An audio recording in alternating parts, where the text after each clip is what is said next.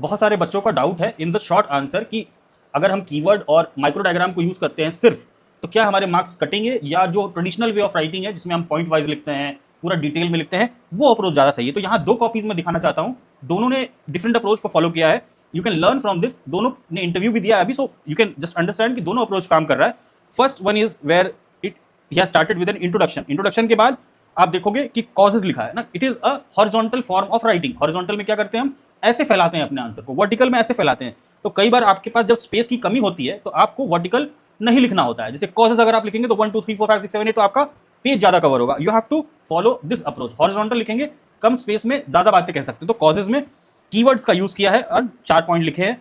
Second page में जब आए हैं तो फीचर्स लिखा है 1 2 3 4 5 यहाँ पर, एंड देन यहाँ पर इंपैक्ट भी लिखा है। तो आप देखेंगे कि यहाँ आंसर में 3 एस्पेक्ट कवर किए गए हैं, कॉजेज, इंपैक्ट और यहाँ पर फीचर्स, एंड देन कंक्लूजन। तो ये एक पूरा का पूरा होलिस्टिक आंसर है। कई लोग सिर्फ कॉजेज लिख के आएंगे या कॉजेज इंपैक्ट लिख के आएंगे, तो वहां पर मार्क्स की कमी हो जाती है। Otherwise you have to follow this particular thing कि शॉर्ट आंसर में जितने डायमेंशन कवर कर लें, जितनी बातें अपनी कह दें हम, उतना ज्यादा आपको मार्क्स मिलने के चांसेस है। दूसरा आंसर देखते हैं, इसमें सिर्फ कीवर्ड्स यूज किए गए हैं। अगेन इंट्रोडक्शन एक छोटे से कोट से स्टार्ट किया गया है। Then you can see date कब है, एरिया कब है, मैप है, इधर लीडर्स हैं, रीजंस हैं, ठीक है, रीजंस में भी 1 2 3 4 आप देखो कीवर्ड्स है ना, एब्सेंटी लैंडलॉर्डिज्म, पूरा का पूरा एक्सप्लेन नहीं करना है हमको शॉर्ट आंसर में, you have to throw the keywords.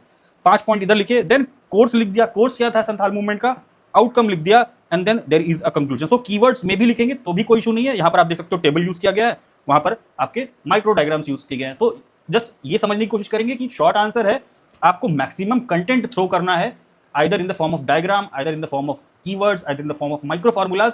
आपको अपनी सारी बातें पहुंचा देनी है वहां एग्जामिनर तक।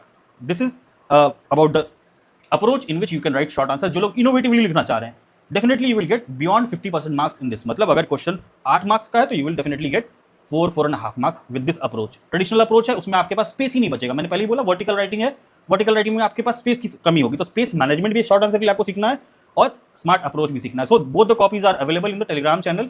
आप वहां जाइए, डाउनलोड करिए, इनकी कॉपीज को अच्छे से पढ़िए, and I hope this is the solution of the problem which is with respect to short answer. Thank you everyone.